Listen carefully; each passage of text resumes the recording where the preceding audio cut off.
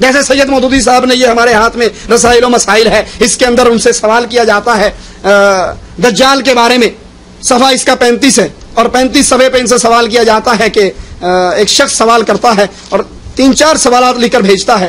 ان میں چوتھا سوال یہ ہے، کانا دجال کے متعلق مشہور ہے کہ وہ کہیں قید ہے، تو آخر وہ کون سی جگہ ہے؟ آج تو دنیا کا کونا کونا انسان نے چھان مارا ہے، پھر کیوں کانے دجال کا پتہ نہیں چلتا؟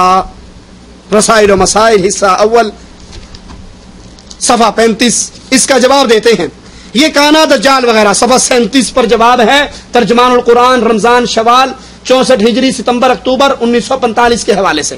یہ کانا دجال وغیرہ تو افسانے ہیں جن کی کوئی شرعی حیثیت نہیں ہے، ان چیزوں کو تلاش کرنے کی ہمیں کوئی ضرورت نہیں ہے. عوام میں اس قسم کی جو باتیں مشہور ہیں ان کی کوئی ذمہ داری اسلام پر نہیں ہے، اور ان میں سے کوئی چیز اگر غلط ثابت ہو جائے تو اس سے اسلام کو کوئی نقصان نہیں پہنچتا.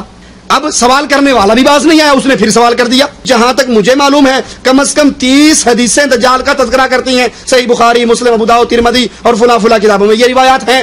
سائل نے پھر سوال کر دیا. اب پھر جواب دیتے ہیں. اب جواب کا رنگ بدل گیا.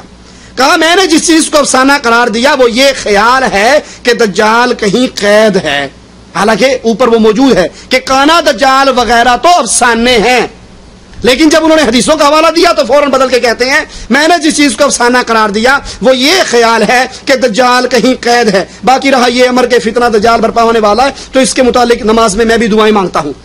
اسی طرح ایک اور مقام پر اس سے کھل کر مزید وضاحت کے ساتھ لکھتے ہیں ترجمان القرآن کے اندر سید مودودی صاحب کہ یہ جو دجال وغیرہ کی باتیں ہیں، حضور کو اپنے زمانے میں، یہ ترجمان القرآن ربیع الاول 1365 ہجری کا، حضور کو اپنے زمانے میں یہ اندیشہ تھا کہ شاید دجال آپ کے عہد ہی میں ظاہر ہو جائے یا آپ کے بعد کسی قریبی زمانے میں ظاہر ہو، لیکن کیا 1350 برس کی تاریخ نے ثابت نہیں کر دیا کہ حضور کا یہ اندیشہ صحیح نہ تھا.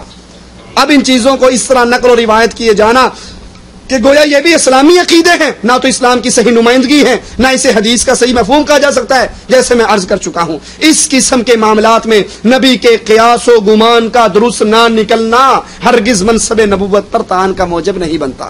فیصلہ آپ خود کر لیجئے.